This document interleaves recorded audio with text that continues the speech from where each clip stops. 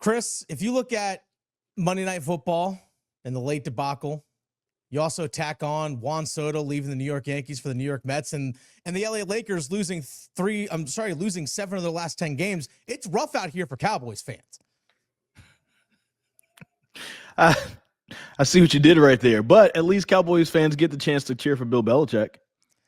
I don't know what I'm saying. They still got Duke football, though. I'm sorry, they still got Duke basketball. They still got Duke basketball. I feel like they're more Carolina fans. I feel like they're more Carolina fans. I don't know. I think they're Duke basketball fans. Ask B-Dot. Okay, that's fair. We'll do that. But until then, let's get this sucker started. Get dialed in, Panthers fans. Here comes an in-depth look at your team.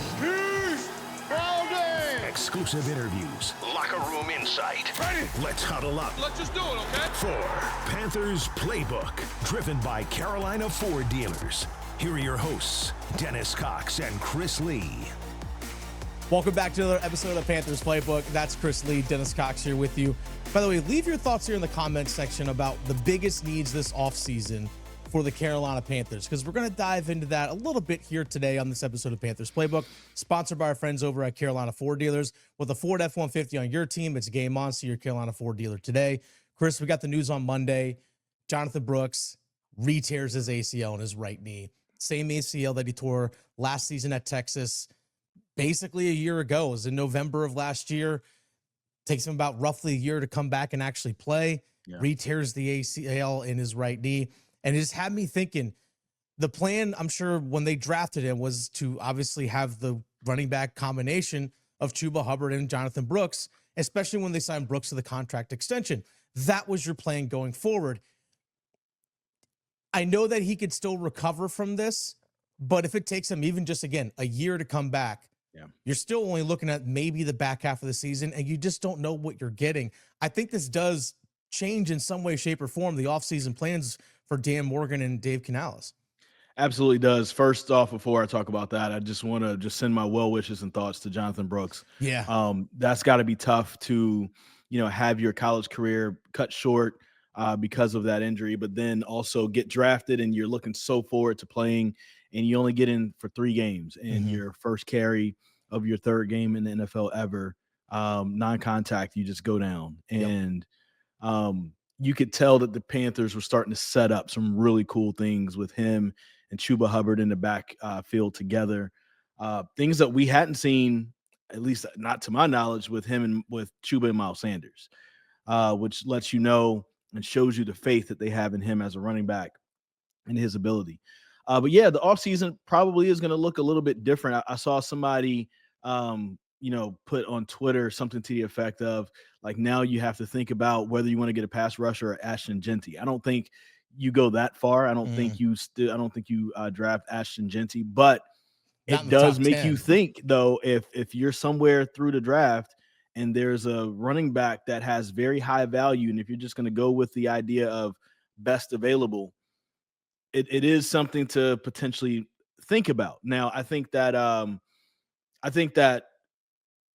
Jonathon Brooks will have some sort of support with the organization. For sure. They obviously think highly of him. It seems like he has a great attitude during this whole thing with everything. And then you have somebody like, Thomas Davis, who, tore his ACL 3 times with the Panthers. And so I'm sure that they're going to give him every single resource that they possibly can give him. And at this point, I'm kind of expecting him not to play all 2025. We'll see you in 2026. If you come back in 2025, that's a bonus. Yep. But we'll see in 2026 when we have like real playoff expectations, probably. But until then, you do have to think about a few things. Do you keep Miles Sanders? I don't see that happening. I don't. It's a conversation. I don't see it's a conversation. Is this a tryout for, Mike Boone or anybody else who may end up having an opportunity from the practice squad? Do you look at people in free agency? Any running backs in free agency who's, maybe on a 1-year deal? Do you look at, drafting somebody? There's all kinds of possibilities just to go with this.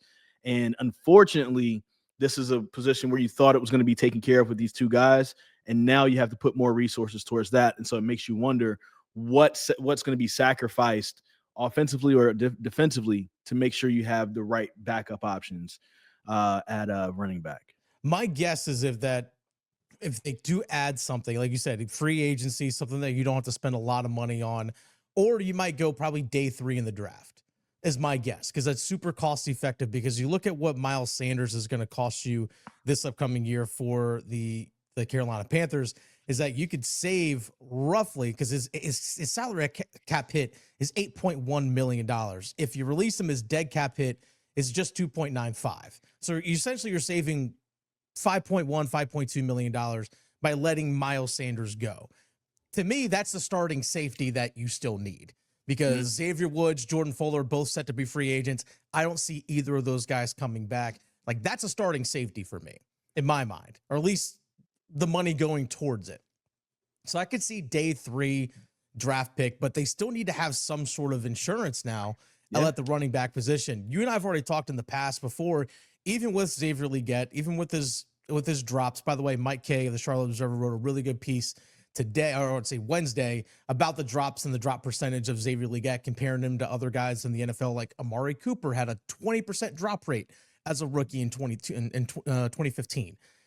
Xavier Legette is just over 15%. So, like, there have been other guys who have been successful in this league that are dropping. I'm patient with him, man. Yeah, exactly. I'm going to be patient with the two. Yeah. But I still think there is someone that is needed that can really stretch the defense, someone that can really be a burner. I like Jalen Coker with the way he runs his routes in terms of his ability to accelerate out of routes. He's great in short and intermediate, especially that intermediate range. But they still need someone to stretch the field. Mm-hmm.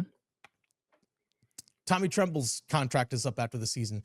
Do you keep him as the number 2 alongside Jadeveon Sanders? I'm cool with it. I don't think he's going to be super expensive to keep. I'm cool with that. Ian Thomas, good knowing you. Peace out. And then there's also, what do you do at center? Cade Mays is a replacement level player.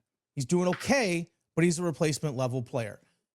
What do you do with right tackle with Taylor Moton? Just because of his age, and he has a $31.3 million cap hit next year. If you let him go, you save $13 million basically by letting him go. But you've seen his stats recently though. Like he's good. That's the thing. That's a major question. That's the balance of it.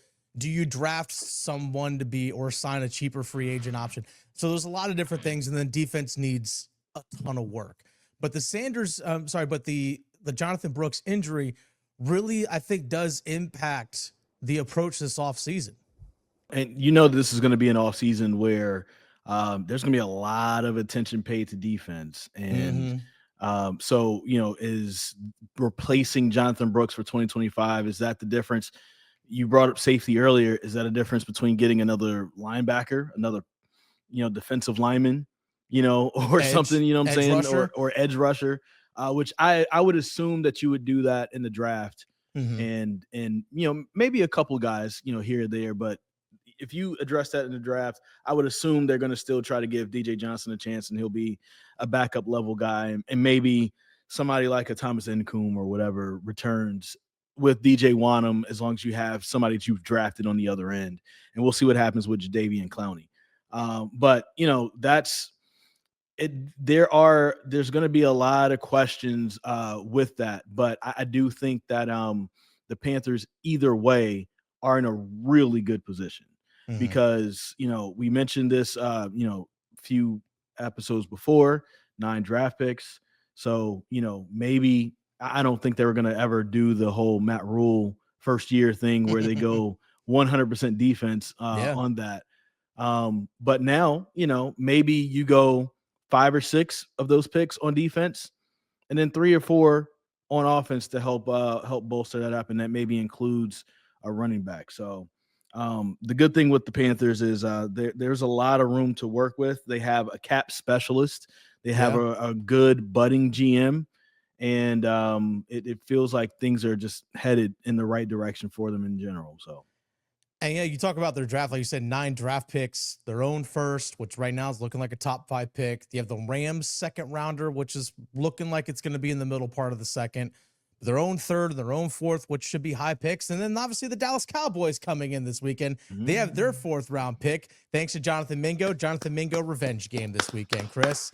Jonathon Mingo revenge game at Bank of America Stadium. What if he catches his first touchdown? I was going to say he might have like one catch for 8 yards, man. And you know what? That would be standard. That would just be standard. That was like, oh, Jonathan Mingo's stat day. I told y'all. And he probably fell down doing it. Let's call it what it is. He probably fell down doing it. Oh, man. But yeah, with the Cowboys coming into town, Cowboys are coming in on short rest, okay, because they played on Monday Night Football against the Bengals, and they had a special teams gaffe there in the last couple minutes of the game, end up losing that one to Cincinnati. And then short week, but this is the first time in a long, long time, Chris, that the betting line, Panthers are favored. They're 3-point favorites. Now, in terms of sports betting, the home team in football generally is given 3 points. Yeah. Generally is given 3 points. So if this were played neutral site, it'd be truly a pick'em game. But looking at the rest of this season, Chris, the schedule upcoming for the Panthers, it's not that daunting. You have the Cowboys, you have the Cardinals, you have the Falcons, and you have the Bucks. Well, Bucks before Falcons. But those are your 4 remaining games left. None of those teams are like the Eagles or it's the Chiefs. But even then, you've been competitive in those games too. Yeah, and you should have beaten the Eagles. You should have beaten the Bucks before. Could have beaten the Chiefs. And could have beaten the Chiefs. The Chiefs had the upper hand the entire game, but you could have been in position to do that. Mm-hmm. Sticking with the Cowboys game, this is definitely a winnable game. This is one of those games where it's like, I kind of expect them to win. And I would be disappointed. I'm not going to jump out and do like the Chicago Bears thing. Yeah, but I'll say this, like with the Chiefs and the Eagles and the Bucks, it was like, if they lose, I'm not upset as long as they, play competitively, and they did. I was kind of upset with a few things in game and the, it's right there. And now you are good enough to beat those teams, but hey, still growing pains. That's cool. We're not expecting to make the playoffs. It's fine. This right here, what the Cowboys have shown, where the Carolina Panthers are at and what they've shown, I would be disappointed if they lose Sunday. I would be disappointed if they lose Sunday, especially if it's by a possession or more. You know what I'm saying? Like, it's and then you look at this too. On their defense, you have injuries with the DeMarvion Overshown tearing his ACL, MCL, and PCL, so he won't be there. So that's a hit for their secondary.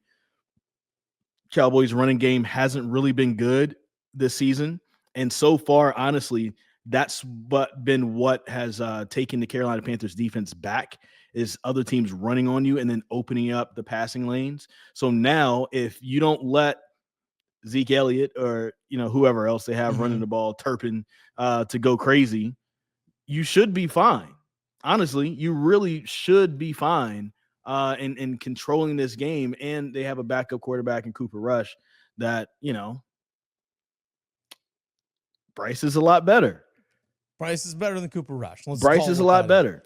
That he is. So I will say this though: the last 5 games that the Panthers have played, you look at the close wins and the close losses, obviously, but you look at the last 3 games or so, really the last 4.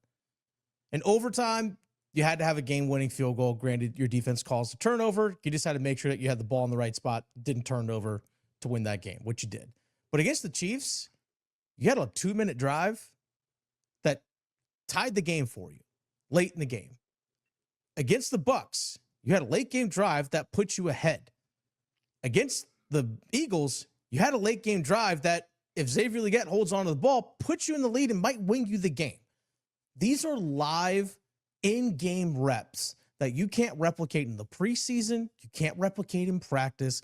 And this is going to be valuable in the future for the offense, for Dave Canales as a play caller, Bryce Young as a quarterback. These live in-game reps, the fact that they can have these types of situations where there's something at stake, is going to be valuable for them in the future. Yes. Like it's you can't replicate this stuff in practice. You just can't. No, you can. And it's showing them how to win. It's showing Bryce Young how to win. Yeah. It's showing Xavier Legette how to win. And look, he was also on whose podcast it was? Amon-Ra St. Brown's podcast. Okay. Xavier Legette was. And Amon-Ra St. Brown says, hey, I was cheering for you guys. I wanted you guys to beat the Eagles, and y'all let me down. And Xavier Legette said, it ain't no y'all, that's me. Mhm. And he was in a joking mood about it, but you could also tell he's serious. And he was Yeah. I was supposed to go to the Rod Wave concert. As soon as the game was done, I hit up my guy and said, no, cancel everything, because he knows he has to get back into the lab and work. And to me, that's the best.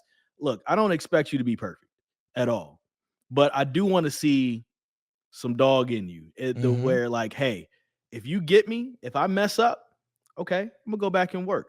And I'm not going to be out on Xavier Legette. I've seen people with the tweets. Is it time we have a conversation about Xavier Legette? No, it's not time. No. And people, I've seen the little tweets where it's like you have him turning into Devin Funches. No, it's different. Devin Funches was dropping stuff and not getting open. Yeah, there's that too. Xavier Legette on that, on the drop, was 5 yards ahead of whatever DB was on him. He was open. Slay. He was more open than what you should have been in the NFL, right? Mm-hmm. So we've got one big part taken care of, and that was the part that people were questioning him about. Can he run routes in the NFL? I'm sorry. This year, all of the wide receivers are getting open a lot more than what they were last year. Xavier Legette is all right with me. And again, you pointed out the numbers earlier in the podcast. He doesn't have the same, drop percentage as some other big time receivers in the NFL in their rookie years. So it's a thing that happens, man. I mean, shoot, there's some of the best. CD Lamb went through his little period. What's my man? Jamar Chase with the Bengals in the preseason couldn't catch anything. Yes. Couldn't catch I was trying to get the name of him. Yeah. There's been plenty of people who've gone through it. He'll be fine. He'll work on it. I'm sure. I wonder if he's going to have surgery for his old injury over the offseason because they keep bringing that up. But if that's going to be the problem, get that fixed and come back and learn how to catch. I think he's going to be fine. There's still going to be a role for him in the offense in some way, shape, or form. Whether he is the quote unquote number one, the guy's still going to be out there on the field catching passes for you and hopefully making some plays for you. And maybe he'll make some plays and ride dollar bill this Sunday against the Dallas Cowboys. I want to see it. We'll be there. As well. That's the plan. That is the plan. We will be there. You didn't sound so sure. Well, I haven't gotten my credential approval yet. Okay. That's okay. The thing. I'm also in the process of moving. That's different. But make sure you stay locked in, though, here on Panthers Playbook. Thanks to our friends over at Carolina Ford Dealers. With the Ford F-150 on your team, it's game on. See your Carolina Ford dealer today. Chris. Yep. You take care, sir. Hey. You take care.